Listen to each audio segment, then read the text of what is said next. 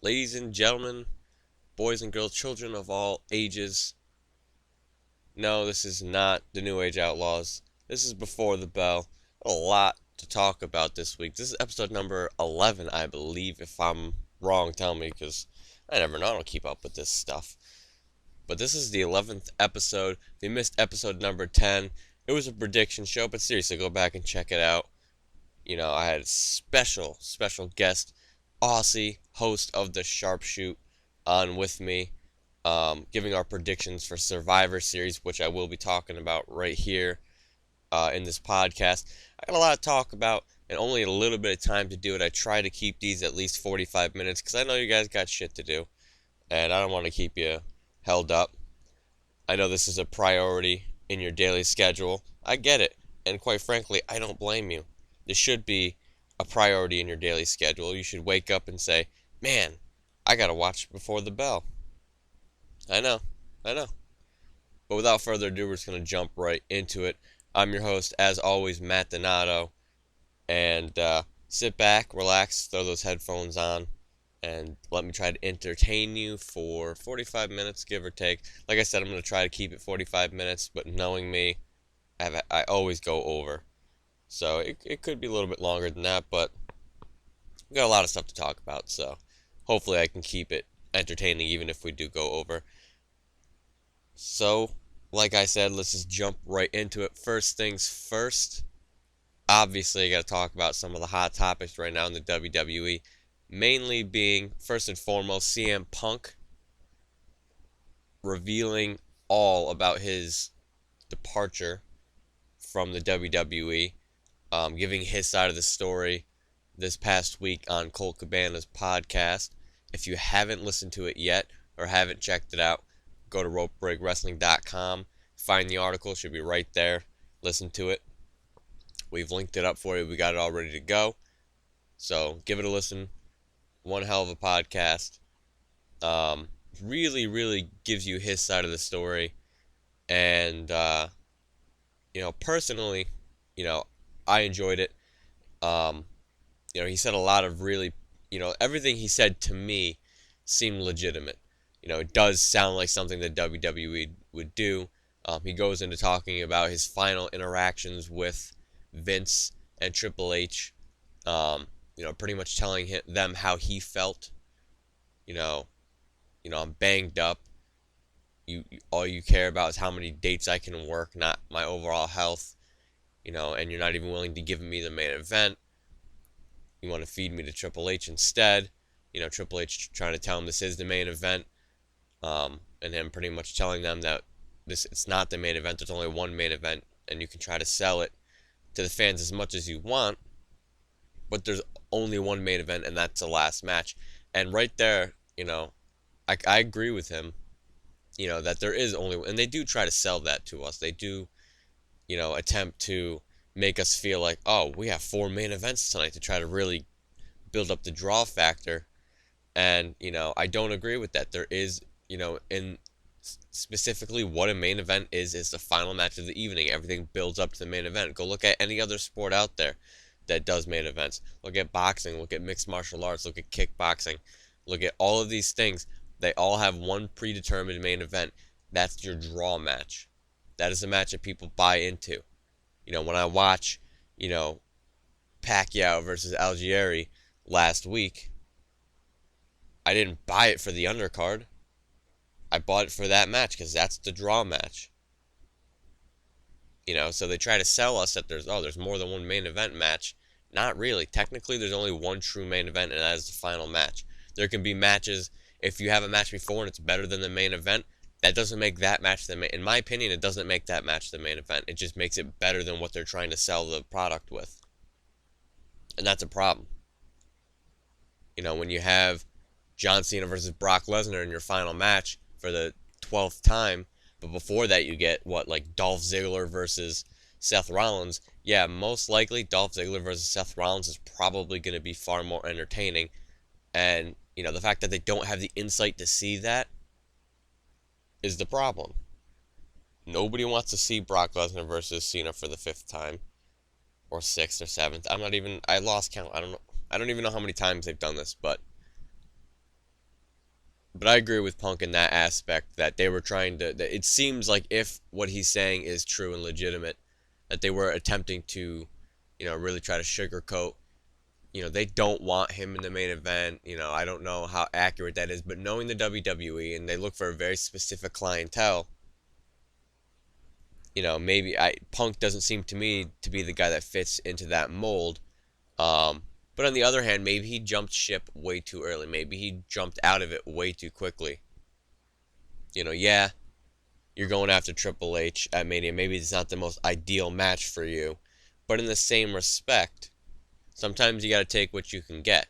And that is a pretty big match, and Punk was going to go over. So had he just held on a little bit longer and went over at that WrestleMania, who knows where they would have went with it. Maybe he'd be the WWE champion. I mean, they gave him the title. He became the champion. He outsold John Cena in merch. It's got to say something.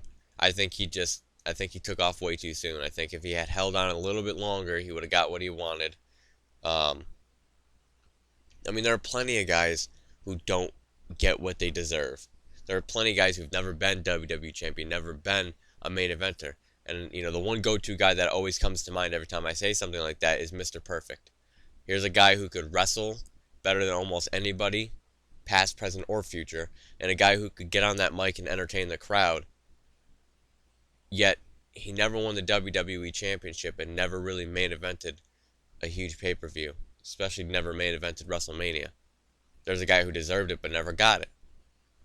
I mean, you could argue that, yeah, he passed away, so maybe that had something to do with it. Maybe they were going to go that way, but maybe not. But there are plenty of guys who never get that opportunity and sure as hell deserve it. Guys who get shoved to the side. I mean, look at Daniel Bryan. When he comes back off of his return, I'm almost certain that he's not going to be WWE champion for a very long time. They may never give it to him again. They may give him the IC championship. At the end of the day, what people need to realize is when the WWE doesn't want somebody, if they don't want somebody, they're not gonna bring that guy in. I mean, you have to be extraordinary. And, I like Punk. I think Punk's an amazing wrestler. I think Punk's great on the mic. And I think that he does have what it takes and has proven that he has what it takes to be a true main eventer. Like I said, I think he just jumped out way too soon. But now there's a lot of, talk from the WWE end now that he put this out. Obviously, word travels fast. Triple H seemed, according to the rumors. Now, don't buy into these rumors because even though we post it on our website, I always try to let people know that they're just rumors. They're not proven to be accurate. We don't know if Triple H is really pissed. This could be a work for all we know. He could be having dinner with CM Punk right now. And they could be pulling the wool over our eyes. Nobody knows that for sure. It seems legitimate, and they both seem to have gripes against each other. But like I said, this could be a whole big giant work. Part of me still thinks that. Part of me still feels like this could be a work. Well, I'm wondering. I know a lot of people. I'm gonna get flack for that. It's not a work. He's gone. He's a quitter. He's a cry. Shut up. It's so over with. If he didn't, it's his choice. Why? I don't understand why people get so hyped up over that. It's his choice. If he wanted to leave, then he can leave. If you felt, even if you were in the wrong, but if you felt mistreated at your job, and you decided, you know what, I'm just gonna quit my job, and people started giving you crap for it, your coworkers started giving you crap for it, would it make sense if, your customers, say you worked at a retail store, your employers started giving you crap, started mistreating you, and you left. Would it make sense that your customers get pissed at you because you left? Does that make any sense to you? Doesn't make sense to me. I just don't understand the dynamic where people get off thinking that they have the right to get mad at somebody for their decisions. I'm telling you right now, they're mad that he left because these are the same people who were in love with CM Punk. They bought all of his merchandise and now they feel abandoned. I'm telling you, that's the majority of the people are like that. And then and the rest of them are people who hated Punk from the start and never really had a bandwagon to jump on because there were such a minority of people who hated CM Punk. Oh, now there's this big crowd. Now we can jump in along. See? And then it's ridiculous. There's no point of it. He did what he did. Who cares? Really, who cares? Is the WWE any worse off without him? I think it could be better with him, but is it worse? Not really. I mean, if he wants to go, go. I still think it'll work, though. Part of me really thinks that this could be a work. Very well orchestrated work. Him going on Cabana's podcast and saying all this stuff about the W. This probably is how he felt. But this isn't the first time CM Punk has said things that normally would piss off the WWE. Him saying the company sucks and that it's going to be worse off if Triple H and Stephanie McMahon take it over. The only way it's going to get better if Vince McMahon is dead. And then his idiotic daughter and his doofus son-in-law, it's not going to get any better with them. He said things like this that piss off a lot of people. That got him a WWE championship. I mean, the whole summer of Punk was based around him speaking his mind. So what makes this any different? Because they're not getting royalties for it? Part of me still thinks if they allowed him to do that then, why wouldn't they allow him to do this now? Who's to say they didn't tell him, take some time off, heal up because you're injured, do all you got to do, and they're both sides are going to sell it. There's been no lawsuits. I mean, been two drummed up lawsuits that never actually really took place. They kind of settled out, according to the rumors. And like I said, at the end of the day, they're just rumors. We don't know for sure. Like I said, him, Triple H, and Vince could be out having dinner right now, for all we know. This could be a giant work. I don't know, but going off of what we know, I feel like the interview, the podcast, to me, it felt legit. It felt legitimate. If it had passion behind it, I believe that he believes what he's saying is true. Not that it's accurate, but from his mind, where he stands, from what he felt and what he saw, I feel like he really truly believes deep down this is what happened. That's what I feel. I mean, he could be way off base, he could be misinterpreting things, but to him, this is real, and that's what happened. And you can't go by the WWE with them coming back because, he called out the wellness policy, how they really don't care about concussions. It's just there to make them look good. And of course WWE is going to come back and try to combat that. That makes them look bad. Of course they're going to talk themselves up. Oh, Punk doesn't know what he's talking about. Our wellness policy is top notch. We really take it serious. Of course they're going to say all that because then if they don't come back and say something like that, it makes them look bad. So yeah, they're going to try to do damage control, fix what needs to be fixed. And the best way to, to ruin somebody who's talking down, the way big corporations, try to flatten things like this, is to make the person saying them look less credible. You take away their credibility, nobody believes them. So of course they're going to come out and say things about Punk. They're going to, tell all these stories, and then Ryback gets involved, and he's got things to say about Punk. And in all fairness, I don't dislike Ryback, and this is, a feud between them two, so it's, I'm not going to judge either one. Ryback feels attacked because Punk did attack him. I think that was just, residual frustration from his time there, and he kind of took it out on Ryback, and Ryback is going to respond. When you're attacked, you respond. And he responded and pretty much said that, all the times I was injured or, felt like I was being kept down, I didn't run away from it. Things of that nature. I didn't run away. I keep pushing for it. But in the same respect, he has not been working in the WWE nearly as long as Punk. Not anywhere close. So it's not really a fair thing to say because you haven't had the time and effort put in. Ryan Reeves, aka Ryback, never worked in the independent circuit like he did. Punk was known he was like a king of the independent circuits when he was there. Everybody knew his name.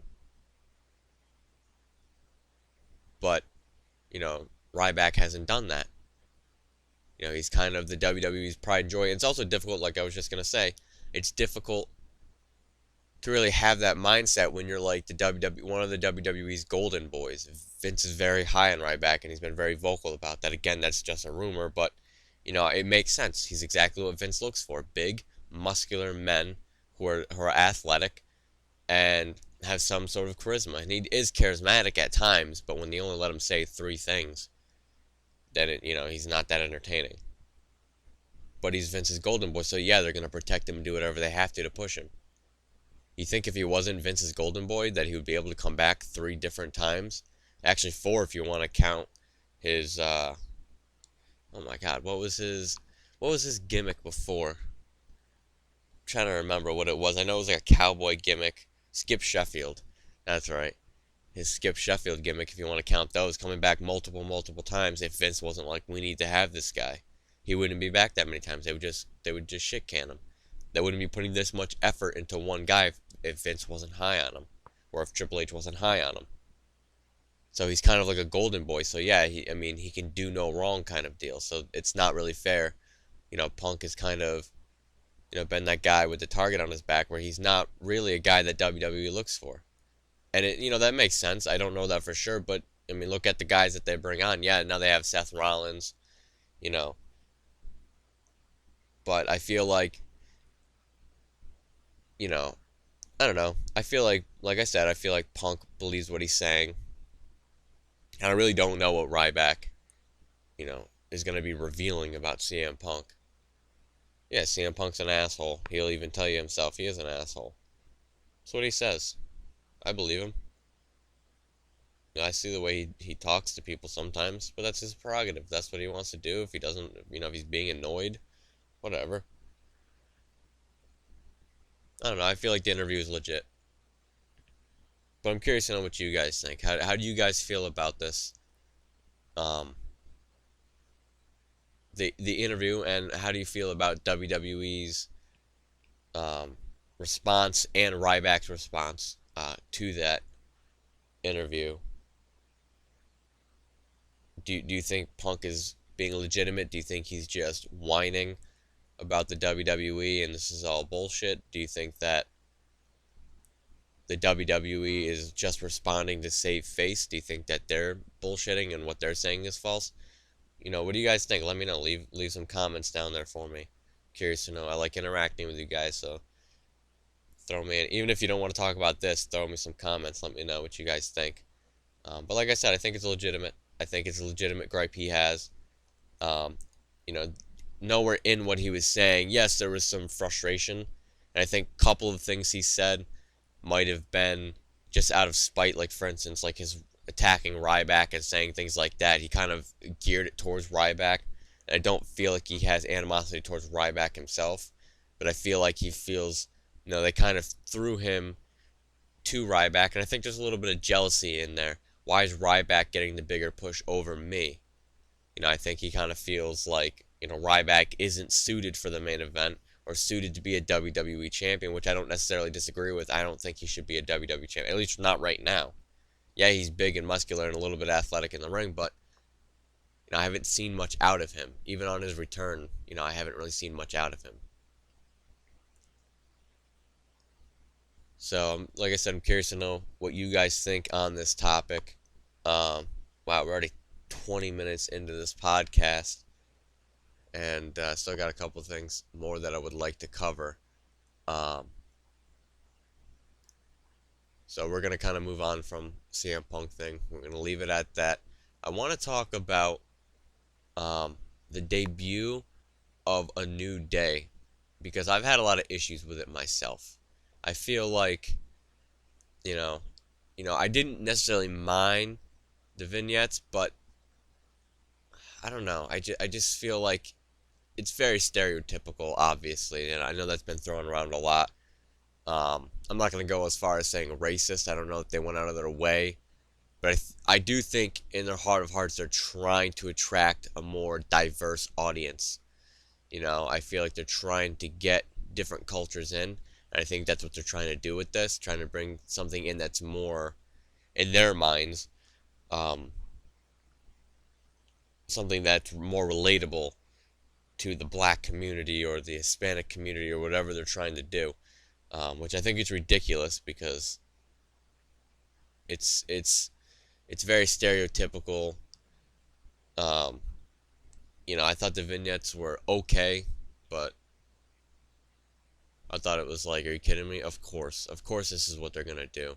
They're gonna do a stereotypical black preacher for the three black guy stable that they're trying to create. Of course, with the black choir behind them. Of course, makes sense. Why not? Why can't you just have a regular gimmick? Why does it have to be? Why? It just is weird to me. But I'm willing to look past it.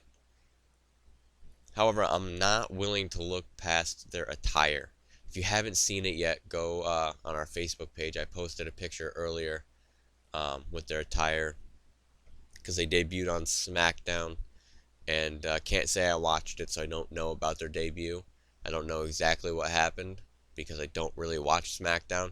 And to those people who are getting really, really pissed off because we spoiled their debut, like it was some big secret that they were going to be debuting. It's not like they're, I don't, I don't understand if it was a big return, like Daniel Bryan returned on SmackDown, which he did, then I understand people getting pissed off, but it's a new day, and they've been pushing this debut for a long time.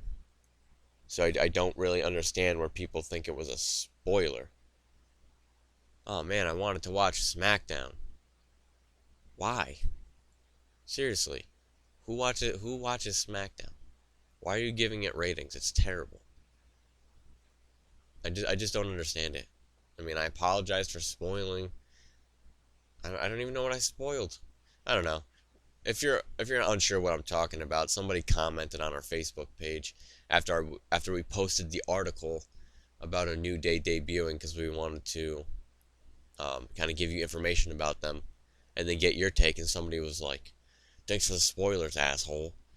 I'm like, wow, people get really uptight over this stuff. I mean, come on. It's like I say this all the time. It's like getting mad at the mailman for delivering you bills. Why are you getting mad at the mailman? He just brings it to you. He doesn't make them up. We're not making these rumors up. We're just delivering them to you. And, I understand some people want to watch Smack. It's a taped show, so you're going to get... I mean, we didn't feel it was a spoiler because this is something that's been talked about. We kind of knew they were debuting on SmackDown. This has been talked about for a while. So, I mean... I don't know. I just thought it was ridiculous that we were getting crap from our fans on Facebook. But I do want to thank the rope breakers that did step in and come to our aid. We really appreciate you guys. You are what keeps this site going. For the fans, by the fans. It's the truth. Alright, so back on topic. A New Day debuts, and I can't get over their attire. I can get past the somewhat racist, maybe stereotypical vignettes that they made for them, but I really can't get past their attire. I know I posed this question on Facebook, what do you guys think about them? Some of you were actually a little bit more into them than I thought you would be. I don't like them. Way too blue, way too hokey. Personally, and I don't like the fact that they're coming out as baby faces. I think that right now they need to be heels. I think this stable needs to be a heel. We don't have any stables left in WWE. They disbanded the Wyatt family and they separated the Shield, so we don't have that 3-man stable anymore. So we kind of need this heel stable. I just think these 3 guys would work better as heels. They really haven't done anything as baby faces. I think it would be cool. Plus I just really want to see Kofi as a heel. I want to see what he could do because he's never been a heel before. He's always been that smiley. First he was that smiley Jamaican. Now he's a smiley African because he's from Africa. But he's always been smiley. So I want to see what he can do as a heel. I think an aggressive, angry Kofi would be cool. But I don't like their outfits. They're just so much blue, so much spandex. I absolutely hate the long trench coat that they all wear, or that at least that Big E wears. It stinks. I think Big E's attire looks the worst. I mean, the other two, it kind of fits them a little bit, as if if they were solo competitors, I could see one or the other wearing that blue and those. But Kofi or Big E looks terrible in his getup. He just looks so out of place. I really wanted to see them come out in their suit and tie. Not the jacket, just the shirt, the tie, and the pants. Maybe have that blue in there like they had in their vignettes. I wanted to see them come out wearing those. Sort of like a, oh my god, what was that? Right to Censor. Back in the day when they would come out, they had the cut off sleeves, and just beat the hell out of people. That's what I wanted to see. Them rip off their ties, come out with a suit and tie on, be heels. Come out, beat the crap out of people, get on the microphone, start preaching it to New Day. I think that would be awesome. That's what I want to see. They need to be heels. I think this is only going to work if they're heels. I could be wrong, but I don't see this working out very well as baby faces. I think they'd kind of need to be heels. I think it would be a lot more entertaining. And they need to get rid of the outfits, in my opinion. I don't like them one bit. I think they look absolutely terrible. Like I said, if they were going solo and they were all doing their own thing, and one of them wanted to wear an attire, except for Big E. Big E shouldn't wear any of that, period. I think it looks terrible. But if like Kofi or Xavier Woods wanted to wear one of those attires going solo, it's fine. It fits them, but not as a group. It just looks really weird to me. Looks out of place, and it looks, like I said, looks very hokey, and I just don't like it. But as always, I'm curious to know what you guys think, so let me know. Write a comment in the description, or not, well, not in the description, below the description in the comment section. You can try writing something in the description, but you won't be able to because you don't have the username or password to our YouTube, and it'd just be a big hassle. I mean, if you want to write something in the description, you can always let me know. Maybe, I'll write it in there for you. If you want to write Before the Bell is a million times better than the sharpshoot with Aussie, then I'll write that, because I like to be factual. I like to speak truth. I'm not a liar. I like to be honest, and that's just honest. It's a fair assessment. But I'm getting off topic. We don't have a whole lot of time. We're kind of getting to the 30-minute mark. Got a couple more things I want to talk about. First being Dolph Ziggler's push, because I'm really interested to see where they're going with this. Huge push after Survivor Series. If you haven't seen Survivor Series yet, I implore you to go watch it. Pause the video and go watch it, because there's going to be spoilers. I don't want to spoil for you if you haven't seen it yet. Maybe you're busy working. There was, this week we had Thanksgiving, and some of you crazy people going Black Friday shopping. I don't understand that. My aunts and mother and my sister, my cousins, they all go Black Friday shopping together. We eat dinner on Thanksgiving, and then we clear the table, and while we're getting dessert ready, they're at the table, and they're all reading flyers. I'm like, are you kidding me? To me, that's ridiculous. It's like, celebrate the holiday or something. Come on. Like, it's just stuff. I don't know. I've never been into Black Friday. I just think it's ridiculous. Ooh, I'm going to get this stuff. And people are just so rude. I mean, I just don't understand it. People going to stores, shoving people, punching people in the face. People have been killed. I mean, come on. What's wrong with people? It's just stuff. It doesn't mean anything. But, again, getting off topic. Ranting about Black Friday. Fuck Black Friday. Alright, so enough of that. I'm just angry and bitter. But maybe you guys were busy doing that. Maybe you had stuff going on and didn't get a chance to watch Survivor Series yet. Fair enough. A lot of people go away. And, like I said, pause, go watch it. Awesome.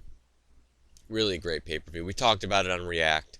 I was able to jump in on React towards the end of the show. I was fashionably late.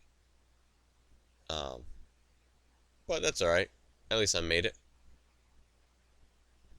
The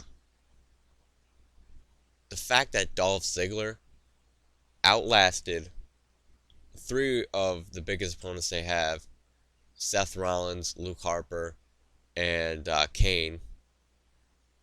And by big, I don't mean most over. I just mean big, as in pretty much the tallest.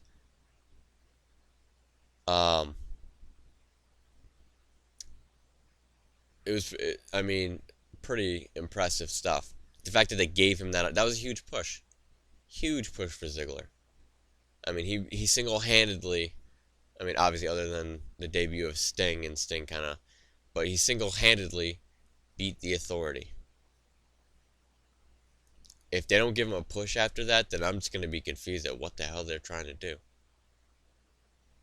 I mean, what's the point of pushing him and putting him over like that, making him look so tough if they're just gonna do nothing with him?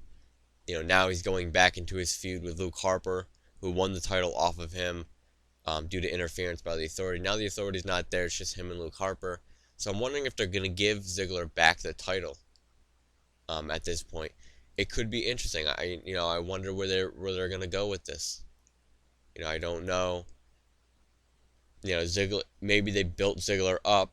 If he wins the title back, now he looks like an even stronger Intercontinental Champion. I think that could be good, but then again, it's kind of got to be careful because it could be dangerous for Luke Harper. Luke Harper is still fresh on the scene as a solo, competitor.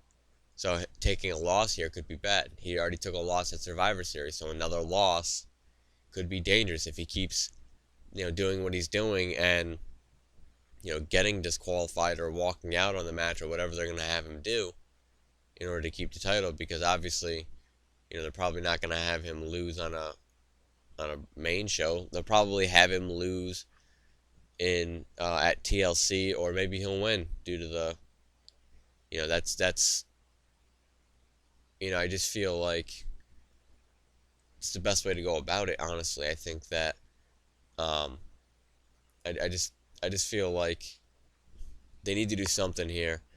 But I don't know that throwing Ziggler back into this feud is good. It's good for Ziggler, obviously, as long as they keep up on Luke Harper and they don't drop him, because Luke Harper is extremely talented. The guy is really, really physically dominant in the ring. He's not afraid to get hurt. He's very athletic for his size. It's impressive, and he always has great. Him and Ziggler have great chemistry, so I am looking forward to this match. It's just a matter of what they're gonna do with him, and I wouldn't mind seeing the title back on him again. I wish it would wait a little bit longer because I feel like he just lost it. It makes sense, yeah, that he's going to go back for it, but I kind of want to see Ziggler beat somebody else a little bit. Maybe have Luke Harper be built up a little bit better, because his feud, he hasn't really, since leaving the Wyatt family, I've said this before, there hasn't been any real character development for Luke Harper. I mean, they had a couple of vignettes with him, and that was it. I mean, we only know him as Bray Wyatt's henchman, and that that's fine and good if he's still part of the Wyatt family, but he's not. He needs to. If they're not going to change his attire, which is fine, don't change his attire. I think it looks fine, but you need to break him off a little bit. He needs to have his own identity.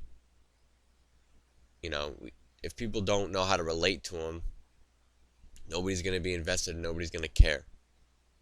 If people can't relate to him or get pissed off at him, if you don't know who somebody is, you really can't like or hate them because you don't know them.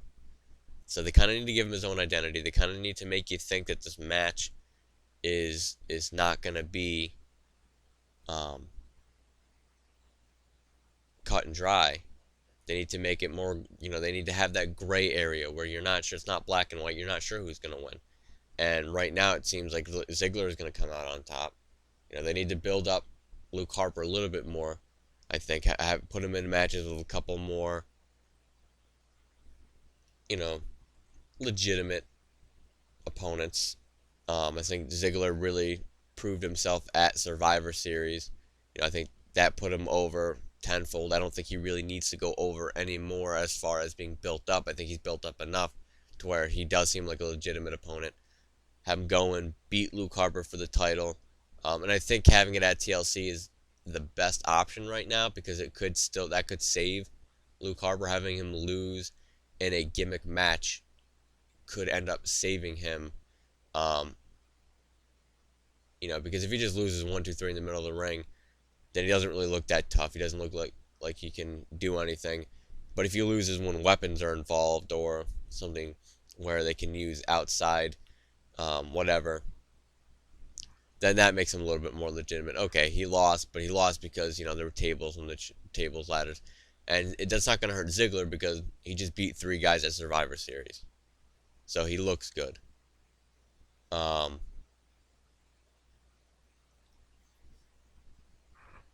so wow, we're probably gonna hit overtime.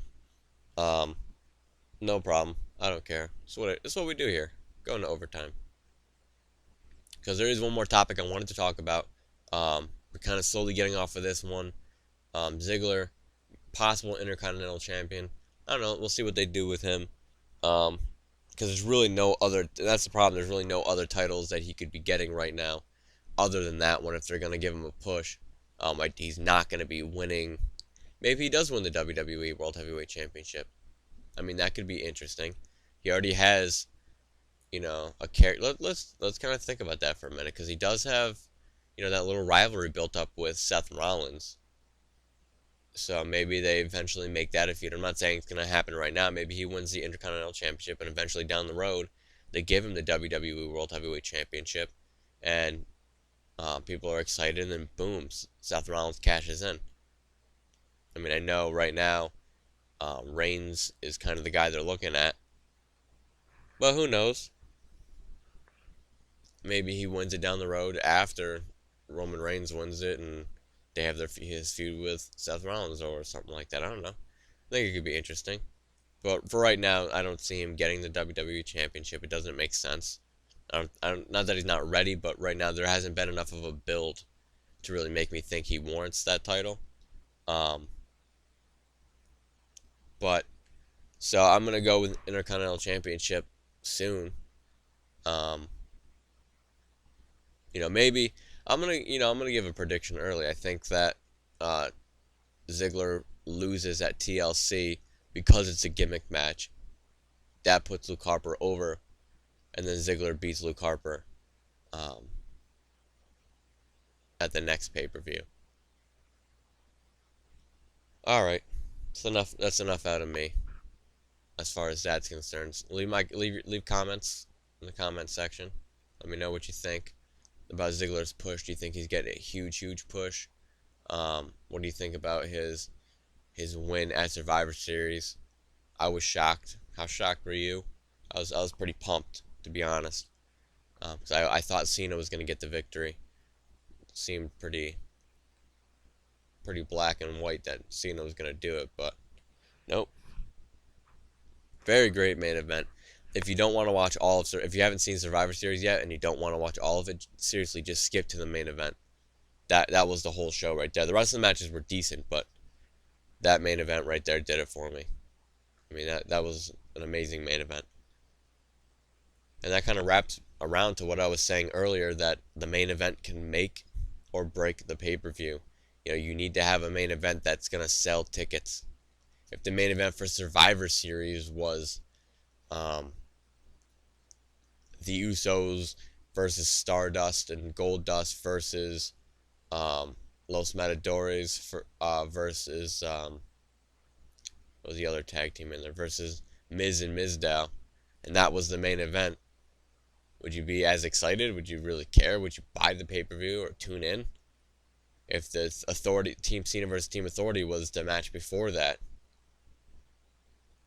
that would just feel weird. It doesn't feel like a big enough draw. So yeah, you need to have that one main event at the end, not 30 main events, or try to sell it as, oh, there's 4 main events in this pay-per-view. No, there's one main event and 4 really decent sounding matches, but they're not all main events. They just can't be. It just doesn't make any sense. With that being said, I keep saying with that being said, and I keep trying to move along, but it's just not working. Alright, we're at the 40-minute mark. Last thing I want to talk about is the rumors that are floating around, and I wrote um, a little bit of a article about it. This week on Raw, there's supposed to be a segment between Vince and John Cena that would lead to Monday Night Raw being without a general manager for an extended period of time. That segment never happened. They brought Daniel Bryan back instead, which I've said multiple times was a stupid idea. It was, I think it was a huge waste. It was not worth it. The excitement you feel now about him returning is only going to go away when you realize he's not actually active and he's not going to be wrestling for a little while longer. So bringing him back as kind of a teaser is not worth it, because now you've kind of wasted the possibility of a huge groundbreaking return from Daniel Bryan. Keep him off. When this is what I don't understand. You need to utilize these returns when guys come back off of a hiatus for whatever reason, and you just completely ruin the return by televising it, by marketing it, by doing update segments for, like they did with Roman Reigns. It just ruins it. Keep them off of TV for ever long as they're out. Keep them off TV and then have them return. That's what we as fans love. We love these returns. A huge Daniel Bryan return that's not announced. And here's another thing. When somebody's returning, make sure your announcers and your commentators actually are doing their job. Because when Daniel Bryan came out, not only was it a waste that they wasted this return on a guy who's not even active to wrestle yet, not even eligible to wrestle yet, but the commentators completely effed it up. Daniel Bryan's music hit, and Cole's just laughing. That's all he's doing is laughing. Nobody's saying, "Oh my God, it's Daniel Bryan." Like if it was JR, he'd be damn near shitting his pants. By God, it's Daniel Bryan! It's Daniel Bryan! The man that the Authority has taken out is back! Oh my God! He'd be flipping out. He'd be making you jump out of your seat. But no, it's just two other guys are silent and Cole's just freaking laughing like a dumbass. Like, what is that bullshit? Are you kidding me? Like, and then King has to be the voice of when Jerry Lawler is the voice of reason. Your commentating team is falling down. They're falling. Everything's falling down around them. Your product sucks when your commentary team sucks. When Jerry Lawler is the voice of reason, when he's saying, "Guys, look, it's Daniel Bryan." Oh my God, when he's trying to get everybody else to be excited, something's completely wrong. And something's not right and you need to fix it. Your commentary team sucks. Dear WWE, fix your commentary team. They fucking suck. Sincerely, the WWE Universe. Alright. With that being said, I think that's going to be the theme of this episode. With that being said, I think I've said that like a million times. If you go back and count how many times I said "with that being said," you'll win a virtual high five from me. Because I've said it so many times. Oh my God. But there's a rumor going around, because obviously Daniel Bryan's not going to be the permanent general manager. He's just kind of a guest. And obviously they brought back the, if you haven't watched Monday Night Raw yet, because I don't want to be the asshole that puts out spoilers, so pause it now if you haven't watched last week's Raw yet. That was another thing that guy said who got pissed off about us spoiling SmackDown. Well, I haven't watched Raw yet. That's not my problem, dude. There's not just if we're running the site and you were the only fan, then okay, yeah, I'll do it. But you're not.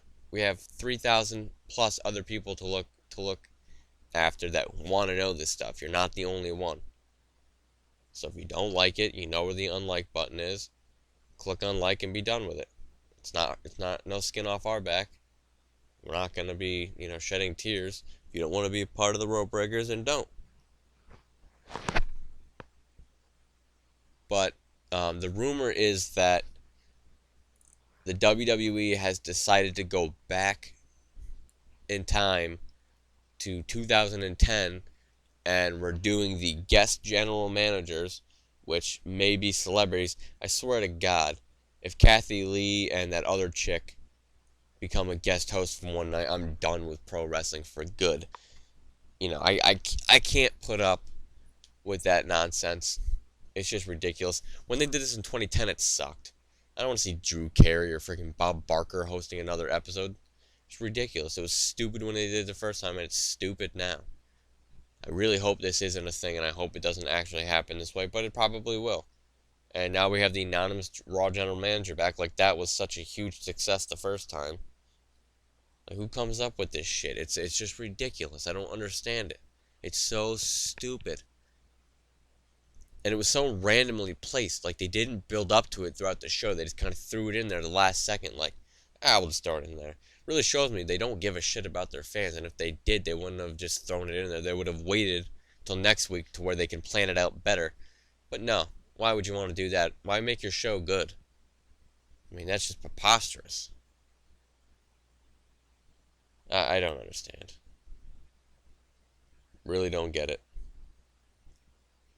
Boggles my mind to no end that the WWE does this stupid shit every single week.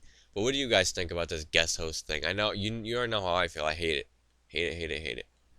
And I want to see guest hosts. I don't care about guest hosts / guest general managers. It was dumb the first time, like I said. And the Raw general manager, same thing. I mean, hopefully this time it kind of pays off a little bit better, but I'm not interested in seeing it. And I just don't care. So with that being said, well, if you're keeping count of how many times I've said that, that's probably 20, 30. I don't know. Seriously, go back, count. I'll give you a virtual high five. I'm a man of my word.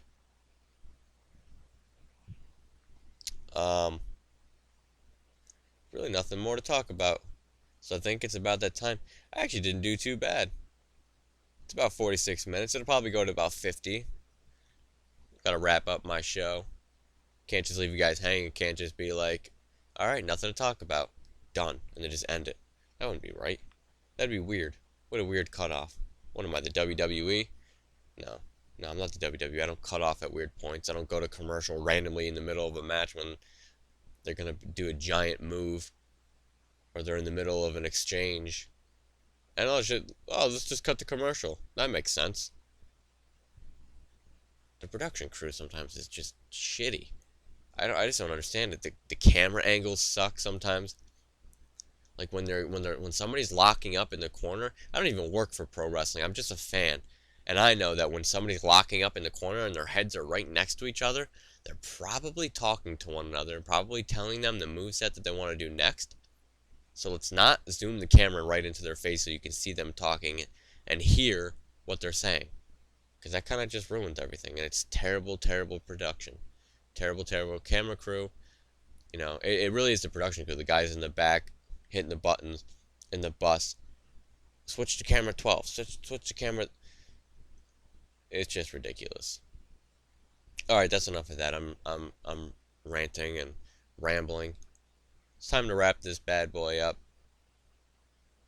And gotta do all of my shameless plugs. So without further ado, go watch The Sharpshoot with Aussie. It may not be the greatest show on YouTube. It's one of the best. But it may not be the greatest show on YouTube. But, you know, you gotta throw him a bone. You know, give him the viewership. He's trying. He's working hard. He's doing his best. But in all seriousness, it really is a great show. I'm just being an asshole. It definitely is a great show. He does one hell of a job with it. And, you know, I watch it as a fan of his work because he's extremely talented at what he does. And I'm not just trying to blow smoke up his ass. But seriously, it really is a great show. He does one hell of a job. So go watch it. Go be entertained. Always watch React after Raw. We are on every single Monday night immediately following Raw. Your host, Alec, does one heck of a job with that show, too. Really does a great job. Really keeps you entertained. Really asks the tough questions. Keeps everybody in line. Keeps yours truly in line when I try to go over. He doesn't put up with my bullshit, which is why we're such good friends. And, obviously, you're listening to Before the Bell right now, so don't ever forget to watch it Before the Bell, because it is the greatest show on YouTube. I'm sorry, Alec. I'm sorry, Oss. But facts are facts. It's the best show on YouTube. There's nothing like it. Actually, I'm sure there are plenty of podcasts very, very similar, but none of them have me as the host, and that's just the icing on the cake. I mean, come on. You can go watch any other podcast you want, but I won't be there, and that's the problem. I mean, what the hell's a podcast without Matt Donato behind the helm of it? I mean, come on. Really. It's really that simple. I'm on every Friday. You know the time slot, but I'll tell you again, just in case you forgot. Wow, that rhymed. Maybe I should give up this podcast business and become a poet. Or a rapper. Yeah, I think I could be a damn good rapper. Alright, I'm getting off topic again. Before the Bell airs every single Friday at noon-ish, give or take. And I say give or take because you never know with me. I say I'm going to do one thing, and I completely do another. It's supposed to air on Friday. Today is obviously, at least in the U.S. and the East Coast. Well, no, in the U.S. it's not Friday anymore. It's Saturday over here in the U.S. So, kind of missed a day. That's why I say give or take. I said noonish, give or take. I just took a lot. I wasn't lying. I did say give or take. That saves me. Because then everybody's like, you said it was going to be out on Friday. No. I said Friday, noonish, give or take. I just happened to take a lot more than I gave. I took it all the way to Saturday. It's alright. You're still getting it. It's still before the bell. Before Monday. Before Raw. Still counts. Alright. I'm most of my shameless plugs are over. I told you to go watch Sharpshoot. Told you to go watch React. What else am I forgetting? Oh yeah, go to our Facebook page, facebook.com/ropebreakwrestling. Like it up. Go to our Twitter page, twitter.com/ropebreakwrestling. All these links will be in the description, so you don't even have to remember them. Just go in the description, click on the link, follow, like, and subscribe right here on YouTube. Obviously, share it with your friends. ropebreakwrestling.com. Go bookmark us. Because honestly, if you want the best news and rumors, you got to come right here to Rope Break. And when I say share with your friends, I want you to really be sure of what I mean. I don't want you to leave here second guessing. I want you to be completely 100% satisfied. I want you to understand what I'm saying. So listen closely, because I don't want to repeat myself. This is what I need you to do for me. Because I'm sure there are a lot of you out there that have friends that love pro wrestling but don't know anything about rope break wrestling, and that's a huge problem because not only are you being a bad rope breaker, that's the first part of it. You're being a bad rope breaker, but you're being a terrible friend. You're being neglectful. You're not showing them all the possibilities of what's so great about pro wrestling and what's so great about rope break. You're jipping them out on something so amazing. Rope break is a lifestyle, and if you're not living the rope break lifestyle, as I always say, you're not truly living. I mean, yeah, I say this all the time. Be my guest. Go over to Bleacher Report. Go over to Cage Side. Go to No DQ. Go wherever you want to go, but I promise you, that there's no better place to be than in the ring with rope break, and that is a fact, my friend. It's not me being biased. I know people, you're probably like, well, hey, you're a founding father of rope break. This is your site with Aussie and Alec. Of course you're going to talk it up. Of course you're going to try to make it sound like, yeah, because I love it and I believe in this brand name. It's for the fans, by the fans. We're always do me a favor. Go to Bleacher Report's Facebook page. Go to No DQ's Facebook page, and then go to Cage Side's Facebook page, and then come back to ours. You know what they have in common? All three of them? They're boring. Their pages are boring. How many times do they interact with their fans? 0. They just post their articles and it's bland. They don't care about you guys. They just want to post their articles. They want your viewership. We interact with you guys because we truly care. We really truly enjoy interacting with you guys. We like hearing your side of things. We like having intelligent debates with fans who love wrestling. I know a lot of you have the same dilemma we have, where we were lucky enough to be close enough and, be friends with each other. Alec and Aussie are my only 2 wrestling buddies. The only 2 guys who really truly love pro wrestling. And I know you guys probably have the same problem. You look around and there's not many people that that you're friends with that are fans of wrestling. You probably try to talk wrestling to people who know nothing about it, and it's like, you got to be kidding me. That's what Rope Break's all about. Come over here. We love to talk wrestling. There's plenty of fans on this page that love to talk wrestling. Let us be your friends from across the pond, from across the country, or maybe right next door right here in the U.S. But, we love talking wrestling. We love hearing what you guys have to say. We enjoy it. And I know you guys do too. I can tell by the way you guys comment, the way you guys speak, how passionate you guys are about this, just like us. That's what separates us from those other sites. And then, on top of all of that, we do podcasts and we do giveaways. Guys, I don't think you understand. We just gave away a copy of 2K15 at Survivor Series. Find me another site that does that, that has done that. And we will wrap things up right now, and we'll call it a day. Rope Break will be no more. I guarantee you're not going to find another site to do that, because we love giving things away. We like giving back to the Rope Breakers because you guys have been so supportive. And I'm going way into overtime. Told you this was going to happen. Never fails. So, with all of that being said, with all of the, I think I nailed all of our. Trying to see, let's see. I told you to go to facebook.com and like our page. Told you to go to Twitter and to follow us on Twitter. Told you to subscribe to our YouTube channel. Obviously, bookmark us on ropebreakwrestling.com. That's a must. You have to. And I think that's pretty much it. Stay tuned to all of our podcasts because we're moving on up. And I think that does it for me. I told you to tell your friends about us. Bring them into the lifestyle. Show them what living actually feels like.